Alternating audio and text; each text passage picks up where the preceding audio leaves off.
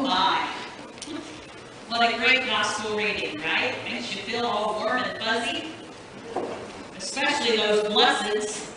You know, you feel good about that. And then we get to that part, woe to you. Woe to you. Woe to you. Very sobering as we read these words from the Gospel of Luke.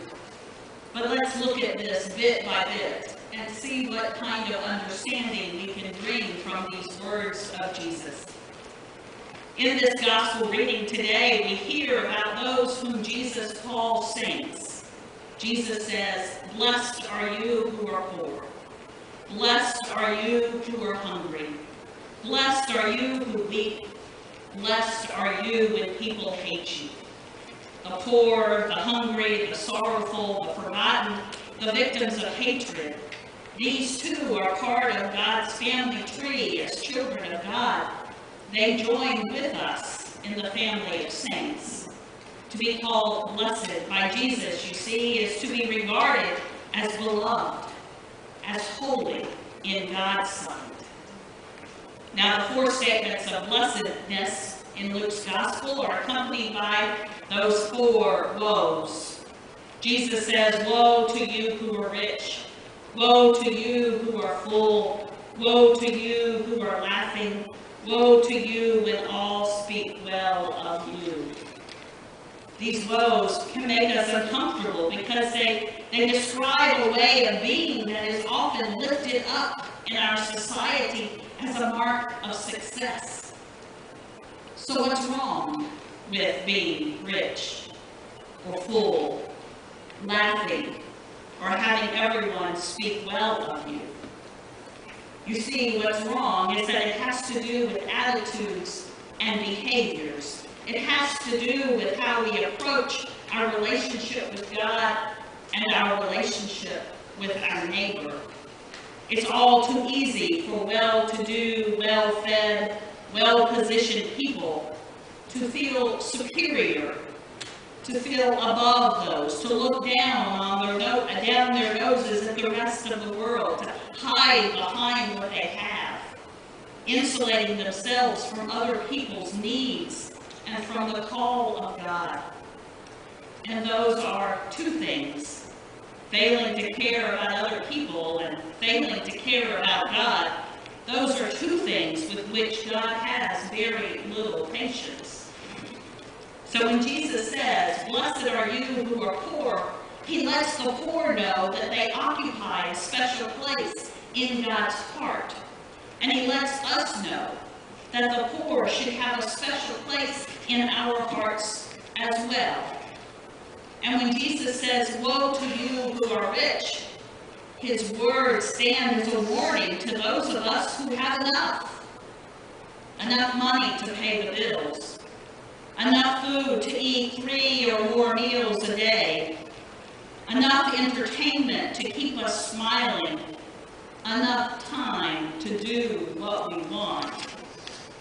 Jesus warns us not to drift into a false sense of security, not to put our trust in the things that we have, but rather to trust in the one who gives us all that we have, and then open our hands to share what we have first received with others.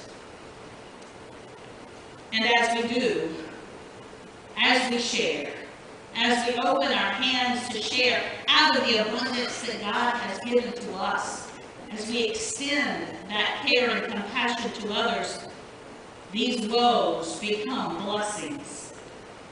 Blessed are you who are rich, because you helped the poor. Blessed are you who are full now, because you fed the hungry.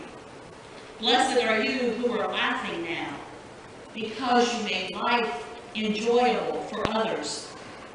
Blessed are you when all speak well of you, because you reached out in kindness to help. The kingdom of this world and the kingdom of God are very different.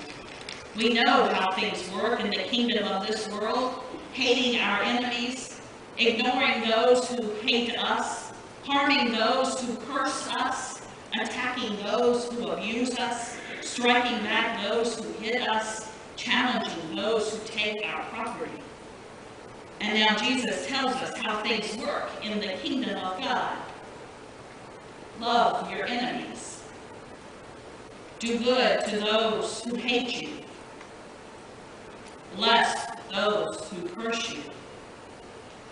Pray for those who abuse you. Offer your cheek to those who strike you. Give more to those who take your property.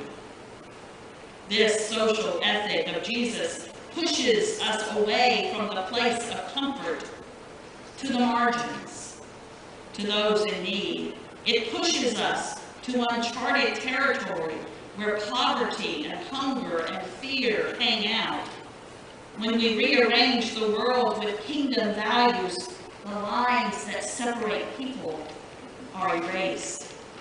When we rearrange our thinking and our behavior, we outdo one another with generosity and love, rather than hang on to fear and hatred. Our walk of faith, as one of God's saints, is a call to embrace the God who made the world and those who live in it, living fully in the faith that is our inheritance, so that we can see beyond ourselves to God. To be a saint is to live as people who have already obtained the inheritance, who already live in the kingdom of God. To be a saint is to live our lives in harmony with and not in contradiction to the command of Jesus to love. This is the distinguishing mark of a saint.